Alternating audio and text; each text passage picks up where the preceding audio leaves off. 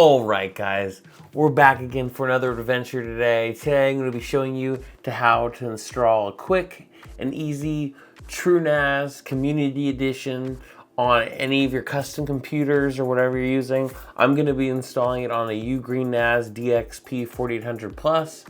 I've done this before. It works amazing, no problems whatsoever. I'm going to show you how to get down right into installation, and this doesn't have to worry about what I'm installing it on. You can install this on any custom computer that you want, or any hardware that allows you to install other OSs and stuff like that. So we're about to get into this. You're about to learn something. Let's have fun and let's make it easy and enjoyable to get your first custom NAS running and going. Let's get into it.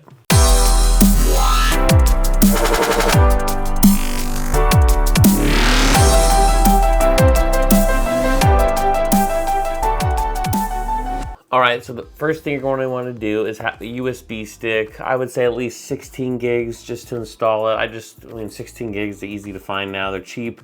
And the reason I say 16 because it might be overkill, but you can use it for other installs too, for other operating systems. It's just nice to have a big one instead of saying, hey, now I have to buy another one for this or another one because this one's too small. So whatever.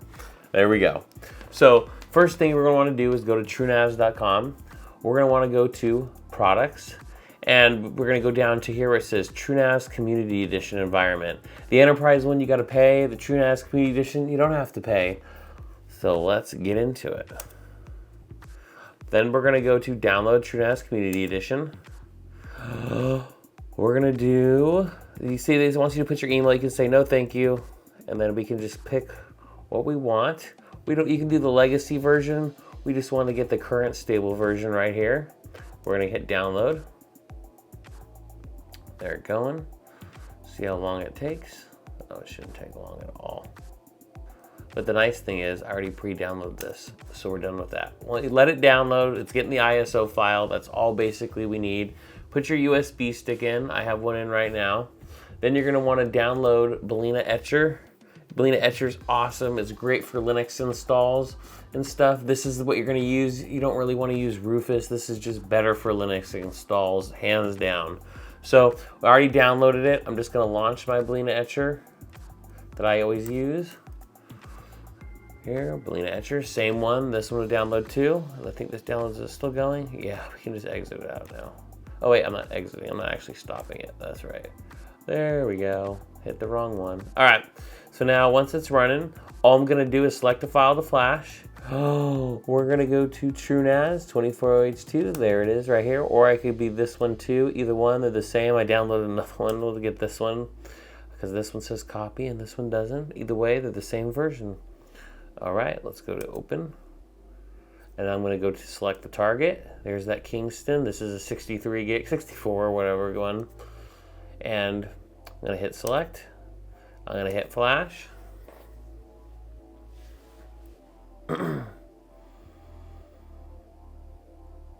This one I'm actually going to have to flash because I'm doing a complete install. So this is not legit. I'm not just doing this one just for you guys. I'm doing it because I have to, because I had a different OS on this I was using. And now I'm going to be doing TrueNas. So I had to flash this one, literally. Now it's just validating. Once the flash is done, it's validating that all the files are correct. There's no problems with any of the files. And finishing, and boom, flash complete. Now I can unplug it, and now we can go to our setup for our TrueNas and on our new computer or whatever you're doing. Remember, I'm using the Ugreen DXP 4800 Plus, but this could be any old computer you have or whatever you're building or out. They can use this on there too, and we'll be rocking and rolling. So let's get into the installation now. All right, guys. So once you've gotten into your BIOS and selected your boot selection here, or you selected your boot select key on your computer, depending on how you have to do it. Most of the time you can just select boot select key.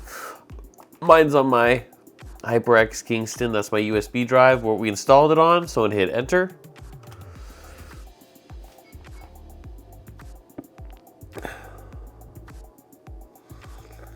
And we just wait as it's going down. It's doing its little settings up here and everything like that. So we just gotta wait for it to do all of its little settings over there.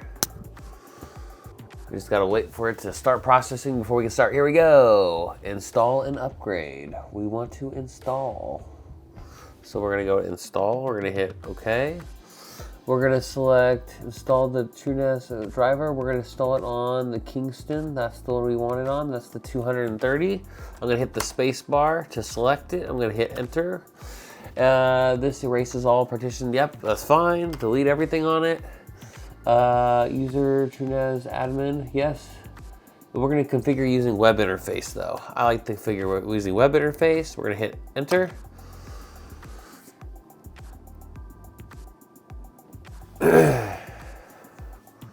Now at the bottom here, there it goes up, right behind me, as my black shirt blends in.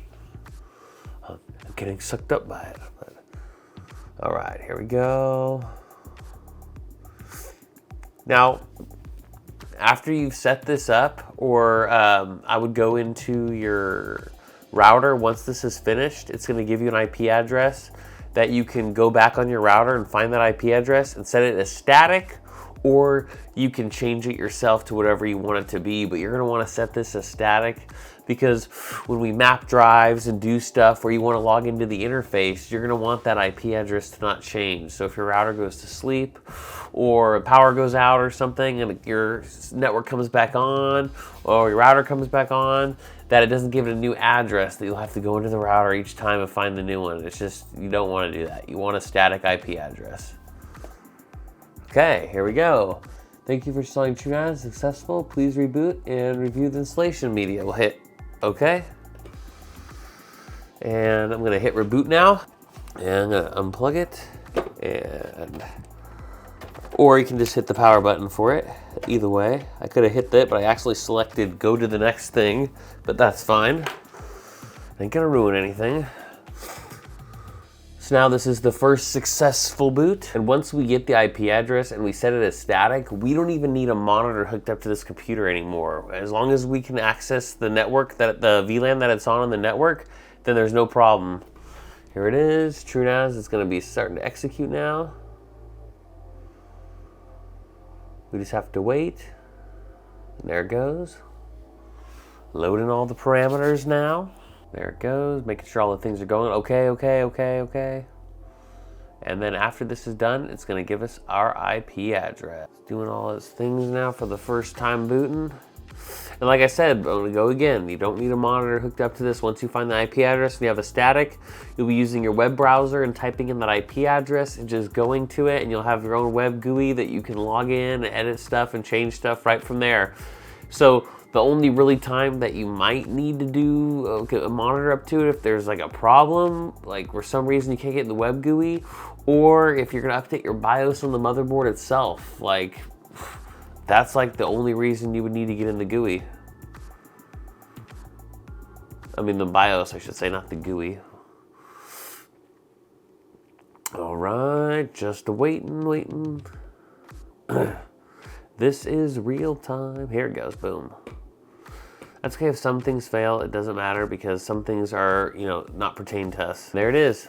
In the top corner, it's gonna say our IP address. That's just type that into your web browser. Don't type www, just type 192.168.1. whatever, or .2 or .10. whatever your VLAN that you're running subnet is, just do that. So you'll be rocking and rolling. So now we're gonna go into the GUI interface. So the first thing you're gonna wanna do is you're gonna wanna go to your router before we do anything, and you're gonna wanna set your NAS that by the IP address that was in your top left, and make sure you set it as static or set it as something that you want it to be, and then restart your server or restart your router so it makes sure that it sets it to the one that you want, in the way that you want, because you're gonna need that IP address basically to be static or reserved.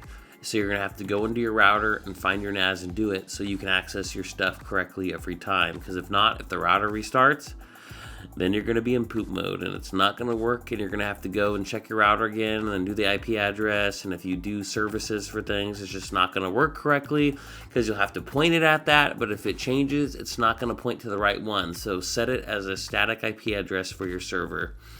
So like this one, mine is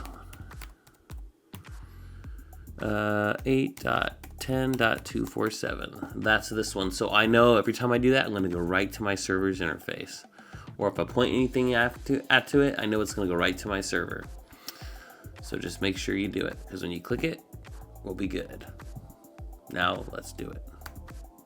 All right, so now what we're gonna be able to do now is select our login so we can log into this thing. This is the default admin username, so we're gonna just create an account, a password for this default admin. We'll just call it test123. TEST 1 2 3. Oh, did I do too many? Yeah, I did. Boom. Signing in. And here we go.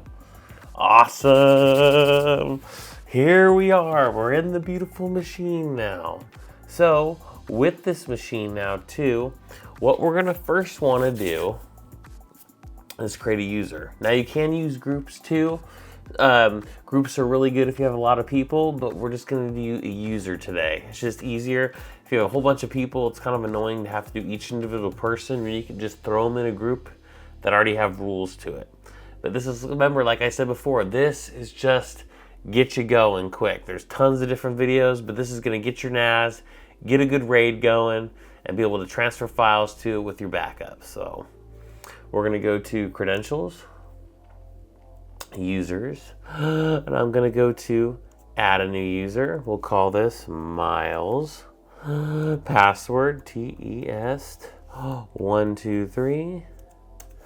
TEST 1 2 3. Make sure they're the same. Oh, yep. Wait, is that yep. And we're gonna hit save. And once we saved it, I like to go back in. We're gonna go to edit.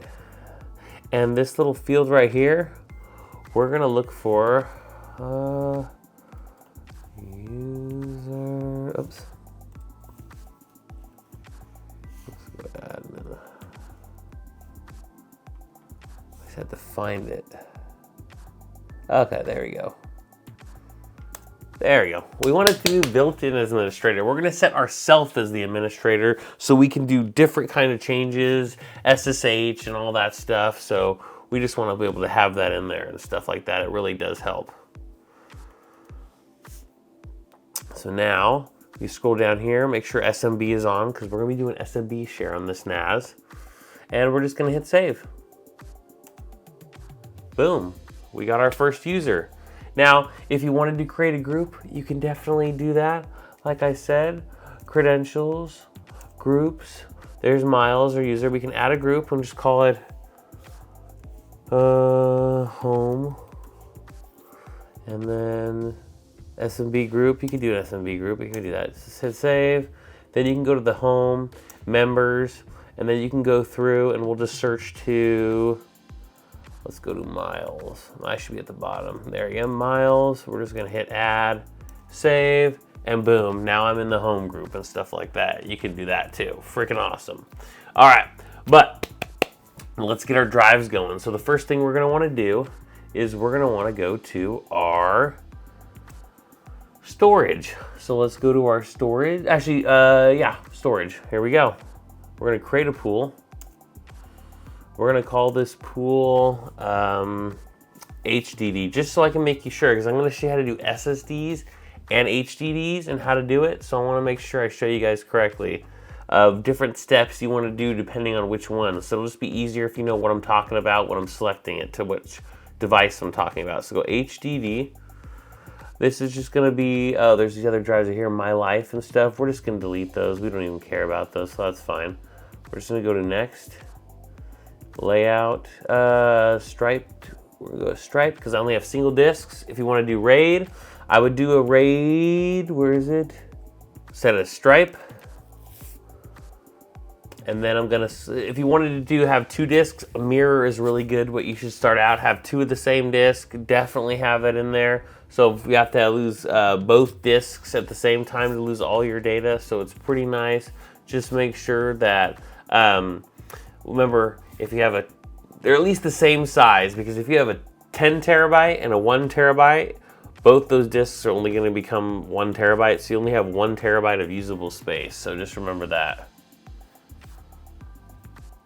And it even says it right here too, if we do mirror, most redundancy has the least capacity. Yeah, because as you said, as in you only have that, even though you're using 2 drives, you only can use 1 drive. So now, what we're gonna do now is we have our stripe. I'm gonna go save and go to preview. Oh, I have to select our disk first. The disk, we'll just do this right here. This is our HDD, we'll use that. And now we'll go to save and go to review. Create pool, it's just saying, hey, you only have 1 disk. It's dangerous to losing your data. I'm fine with it. This is just for testing purposes. And if you have double backups, maybe you don't want to. Like my Plex server, I don't use RAID for that because I have cold storage and offsite, 3 offsites and 2 cold storage, so I'm fine. I'd rather have more disk space for different disks because I have a lot of media, and I'd rather just do that, but everybody's different. So these are old disks that I had in a different pool, like I said, which is another cool thing. I did testing videos. These disks right here are from an older pool, which, let's just say my server dies. Guess what? I can build a new server, put my disks in, install my OS, load all my settings back, and I can import my pools again. So I'm not like screwed if something happens to my server as long as my drives are good, which is awesome. Okay, so now we're gonna add one more pool because we have the HDD. That's our first one right here. Now we're gonna add our SSD. We're gonna add another pool. New pool. We're gonna call this SSD. There's already one here, but we don't care about that. It's a different drive. We could delete that drive or whatever, erase it, but we're just gonna do a standard disk. This disk hasn't been used yet. I'm gonna hit next. Layout, we're just gonna hit striped. It's 1. There's the disk, SSD. I'm gonna hit save and go to review. Create pool, confirm, and I'm created my pool right here. So now we got our HDD and our SSD. Now there's one thing before we continue that I wanted to let you know before we go any further is when you create your first pool on your drive, most of the time back in the old days, some people would run the OS of TrueNas on like a USB drive or a low-end drive. So they would move the system data set for TrueNas to the first pool that you create, because it just wanted to make sure, because that can slow down. It does a lot of writes to it, and little USB drives and stuff people would use would get worn out from the write intensity. This, I'm using an enterprise grade SSD for my boot drive, so I'm either gonna select the boot drive or another SSD. And the good thing is too, us moving it, so we're gonna go to advanced, and we're gonna go to advanced settings, and we're gonna scroll down, and you should see here it is, system data set. It's on the HDD. We don't want it on the HDD because that's the first boot pool I made at HDD. Now if you did an SSD, your first boot pool, then it would go to your SSD. But the important thing is, let me show you this. So we're gonna click this, and we're gonna go, okay, whatever. We're gonna choose to make this go to the SSD, and we're gonna hit save. Now, what I could do too, is I could have it go to the boot drive too. So there's the boot pool too. Either one of those are fine.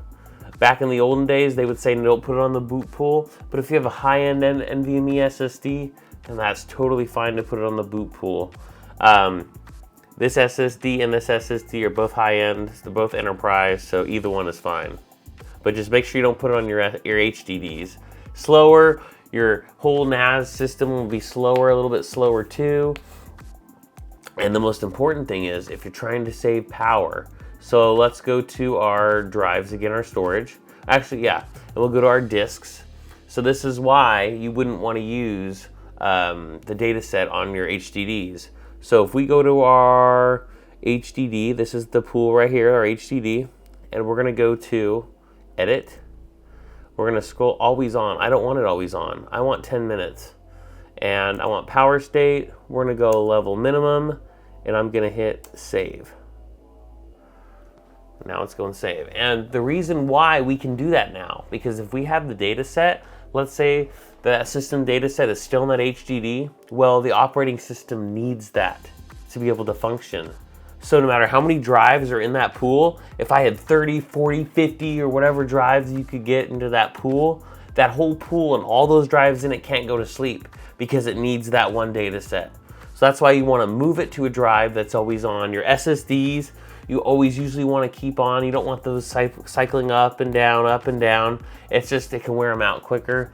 HDDs, in a way, yes and no. You don't want them to spin up all the time, but if you don't have people like hitting it most of the day, let's just say like there's a couple hours or whatever, people aren't hitting it, well, it's good to save some power and have your drives go down. Because remember, an HDD in the lowest power state uses more power than an SSD, an NVMe SSD, just in idle, regular, just waiting there doing nothing. So it's better just to have your HDDs, if you can, have them go to sleep. Now, if you have you just have people hitting those hard drives every second and stuff like that, you don't want that thing going sleep up, sleep up, sleep up, sleep up, sleep up. That's gonna wear it out crazy quick. But if you have a situation where you're like, hey, a couple hours a day, I'm doing this, or people are watching movies on my system and they go up for a couple hours and stay up, that's fine. And then nobody watches for a while, then that's fine.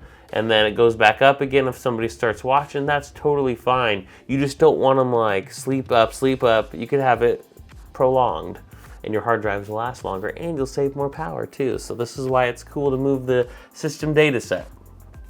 Next thing we're gonna wanna do is don't go to our storage.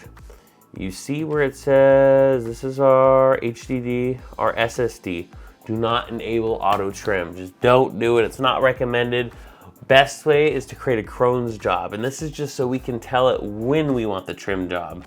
Auto trim, you can have performance problems and stuff. It's just better not to do it on when the system thinks it's right. It's better when you want to do it. And I would say recommend every week, at least once a week, do it. That is perfect. If you need longer, then that's fine, but not too long. I would say a month or once a week is the most. That's it. Month is the most, once a week, I would say awesome. So now what we're gonna do is we're gonna go to System. We're gonna go to Advanced, and I'm gonna go to Cron Jobs. We're gonna add a new Cron job. And we're gonna call this one SSD, and we'll call it trim. And then the command for SSD trim is Z pool trim, and what we named our pool, so you wanna put the pool in, so SSD. And I think, if I'm right, we'll check it. And then for run as user, we're just gonna do root. We wanna make sure we have the utmost privilege to do this. And I don't want it daily. I'm gonna do weekly. I don't want the hide input output standard. I don't care about that. Hide input output standard command. Any standard output is mailed to the user. I don't want any of that stuff. So we're just gonna go boom, and I'm gonna hit save, and boom, our thing is created. Now we're gonna test it here, but I just wanna make sure I wrote the pool name correctly. I don't think I used capitals. Let's go back to our shares. Actually, our, where is it? Our storage and our pools, and it's, yep, regular SSD, perfect. So we see we have this little section where we can see jobs, where everything is successful and everything that goes on in the computer. We're gonna go run that Cron's job and see if we get a success now. So then make sure that that trim is working properly. So we're gonna go down to our system again, advanced, and I can just click run job now. So we're gonna click run job, yes. Continue. Successful. We'll see if it's successful. Let's go to our thing. And boom, the Cron's job has run successful, my friends. We are in the rocking and rolling. So now we have our HDD being able to go to sleep when we want to. Pick any times of the day, how long you want it on. I think 10's a great, 10 minutes is awesome.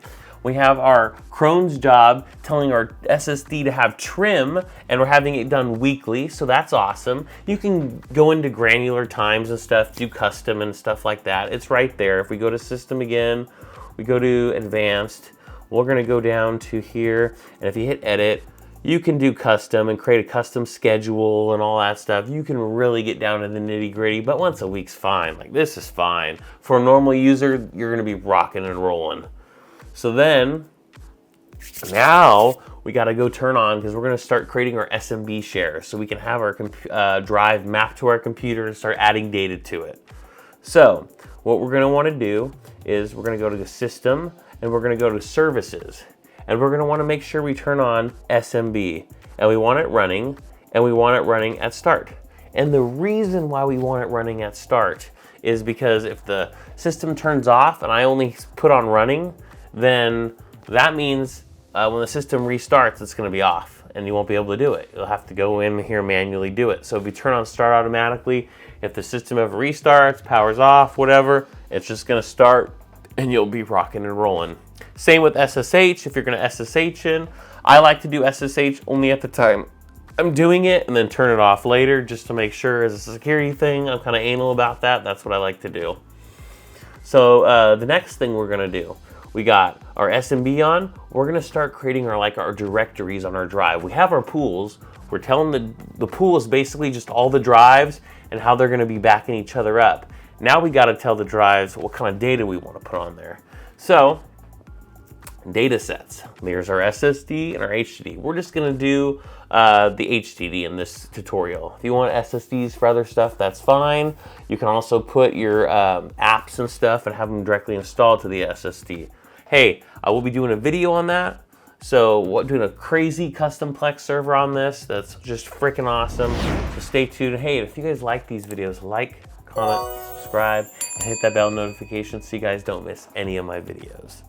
All right, so we're gonna use this. This is what we're gonna have it on. So we're gonna add a data set, because this one's highlighted. See, the recent path is the HDD, which is selected.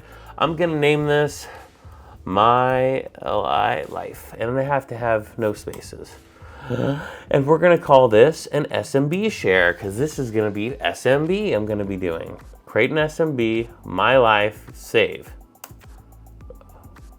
Boom, we have our first basically directory in there. Now you could have subdirectories that are in this, so if somebody connects to My Life, we could have another folder, or we could just click this folder up here again and add another one. So let's just, for test, we'll just call this one Your Life. And then we'll do SMB again and save. So now we have two, but now I'm gonna create another one in here just to show you when I log in My Life, because it's mine. We're gonna add another data set, and we're gonna call this, we'll just say phone. Phone. And we'll make this an SMB share. Boom. And we're gonna hit save. Yes. Yes, we'll turn to pool list, that's fine, perfect.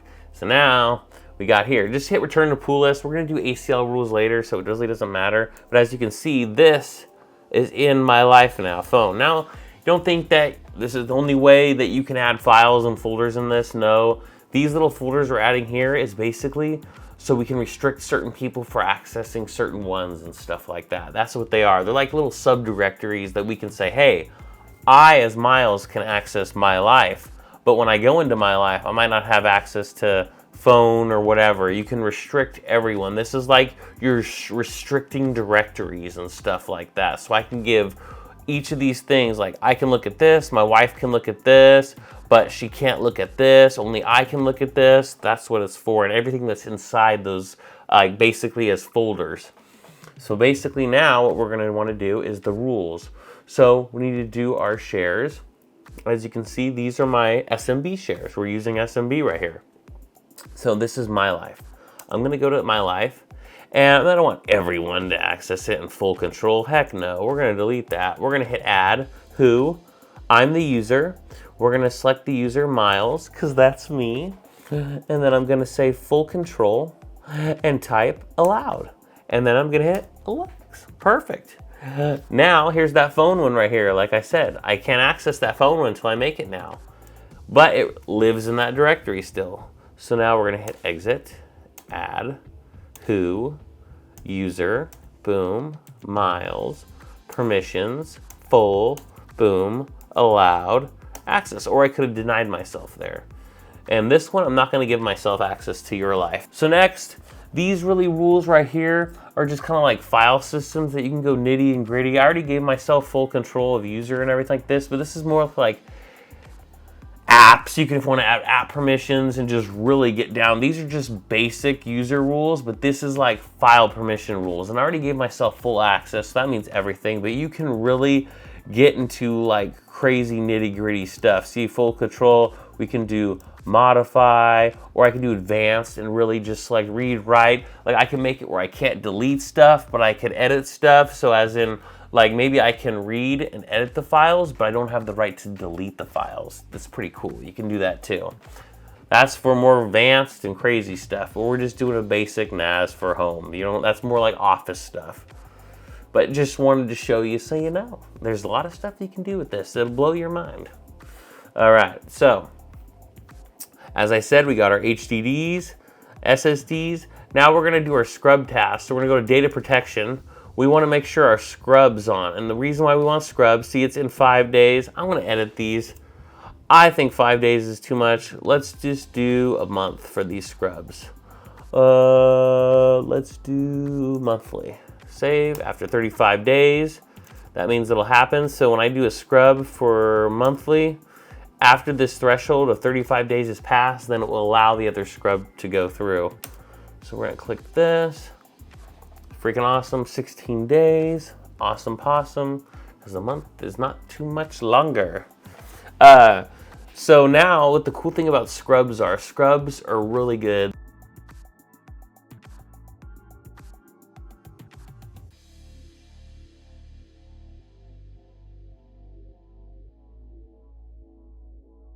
Next thing we're going to want to do is snapshots, and snapshots are really cool. Remember that you will use a little more space. They are smaller, but it will add a little more space. So if you just care about storage and you don't want the snapshots, it's up to you. They're great to have, really cool as ZFS, but snapshots, basically any files. So it'll do like a quick snapshot of all your data that's on your hard drive.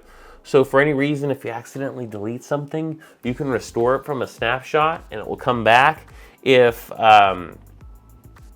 the only time it really grows is if you have a lot of data being added and changed daily, then the snapshot's going to keep growing until the other snapshot replaces it, basically. So it could get pretty big and stuff like that. So you just got to worry, is your data important? How important is this data? Can it not lose it at all? Then yes, you're definitely going to want your snapshots.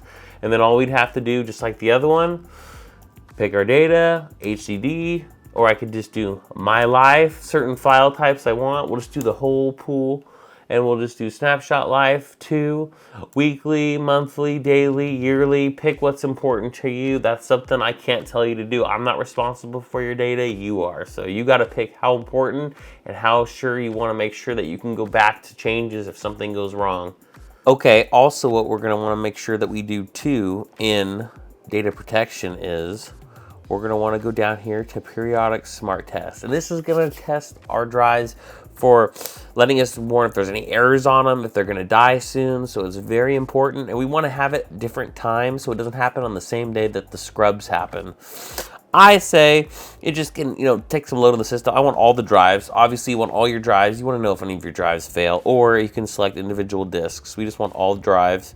And type, we're going to do short, long. You can do a short just depending on, like I said, I'm not important of your files. Short is fine. Long could be good depending on how big or how just intense you want it to go. We'll just do short for now. We'll just do all drives test and schedule. We'll just do, we create one every 10 days if you want to. So we could do 10 days, how many hours, days of the month. We could just do every Sunday. I would say easily, let's just do either weekly. I would say weekly is perfectly fine. And we'll just do that weekly. Now it's going to happen in 6 days. So awesome, because, we're on the first day right now. So in 6 more days, it'll be a week. And then we'll be rocking and rolling. So that is awesome, just as a test every week, just to make sure there's no problems with your drive and give you those warnings for failures so you know ahead of time, like, hey, I better have a new drive coming. So the next thing, we are literally almost done here. We got our HDD up and running. We got it to turn off after 10 minutes. We got our SSD. We got our trim and our Crohn's command to make it go trim weekly. So that's going to happen weekly. We added our users. We gave the users the data sets, let's just say, so they can access. We did the rules for them. the ACL rules to allow which users we want to access, which I'm the only user, so that's fine. This is just for demonstration purposes. Now what we're going to do is we're going to map these drives with our password and username, which is freaking awesome. So now what we can do is I can exit this out. We're going to open up this. I'm going to get rid of these old ones that I was doing with my stuff. We're just going to disconnect these. I'm going to go to map a drive. I'm going to hit boom, boom, and then I'm going to hit the IP address of my server. So 8.1. This one is on 10.247. And we're going to hit browse. Oh, wait, I got to use different. Forgot the little side things. There we go. There we go.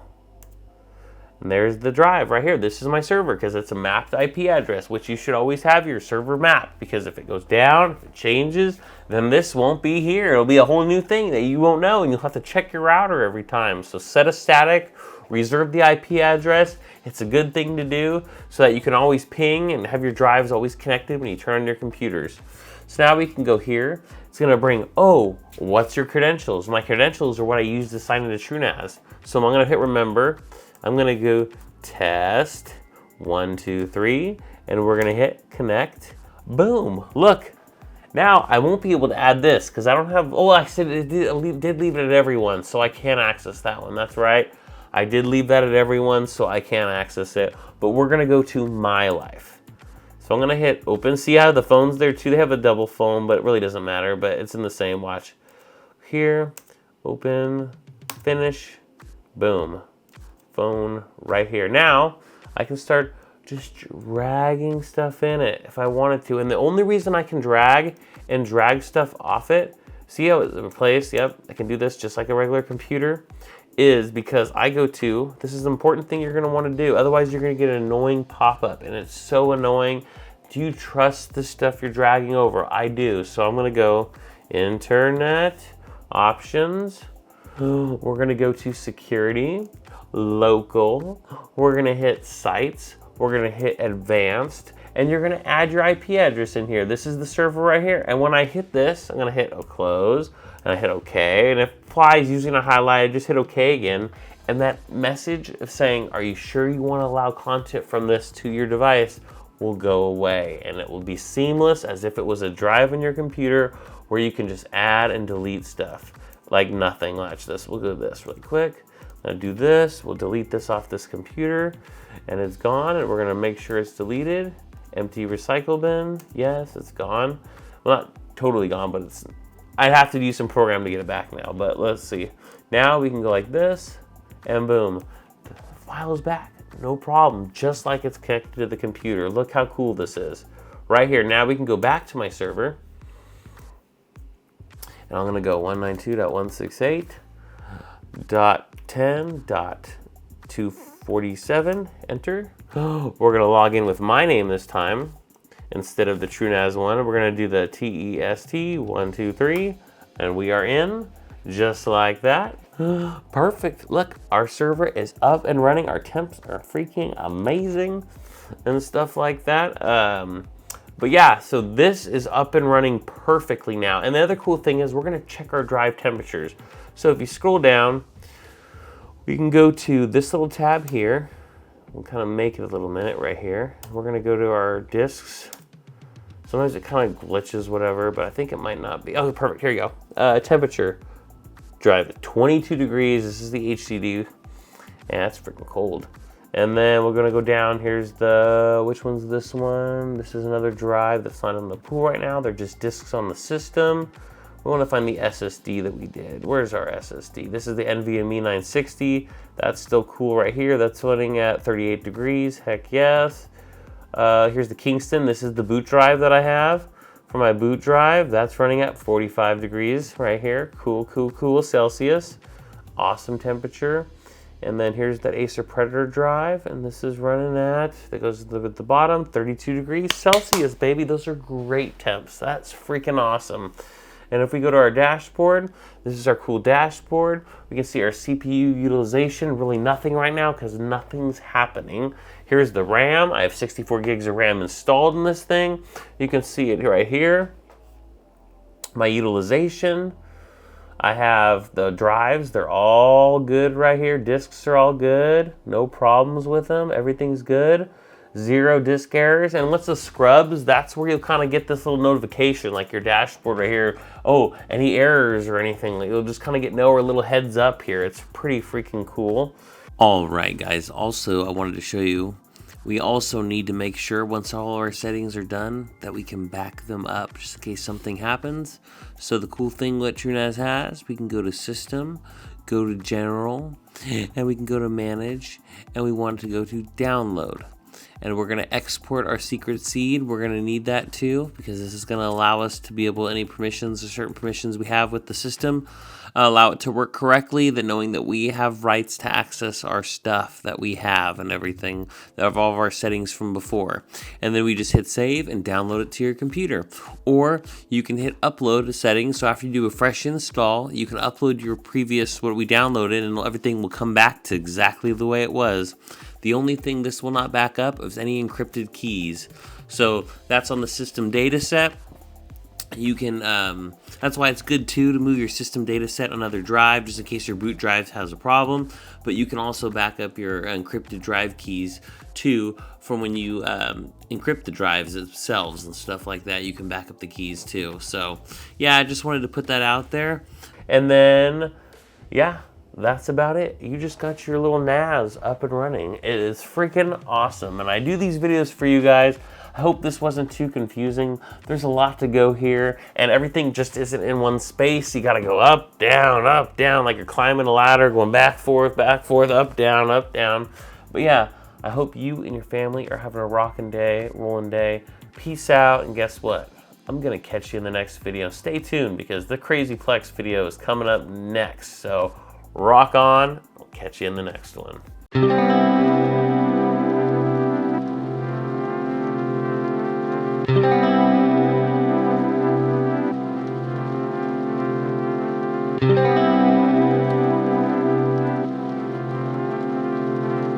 Thank you.